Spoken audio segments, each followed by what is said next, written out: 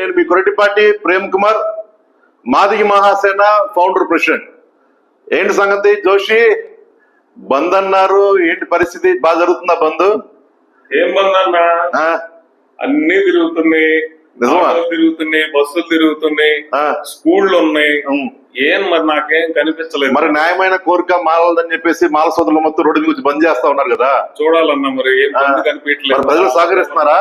ప్రజలు ఎవరు సహకరించట్లేదు. ఎందుకని చూద్దాం ఒకసారి. ఎక్కడ ఏం కనపడదు. బంద్ జరుగుతుందా? నువ్వు అబద్ధం ఆడుతున్నావు. బంద్ జరుగుతుంది. ఒకసారి చూపించండి. బస్సు తిరగట్లా, ఆటో తిరగట్లా, నువ్వు అబద్ధం ఆడుతున్నావు. నేను నమ్మలేకపోతున్నా. మీరు ఒకసారి చూపించండి అన్న. చూడు, తిరగట్లా చూడు. చెప్పండి ఏడా బంద్ జరుగుతుందిగా?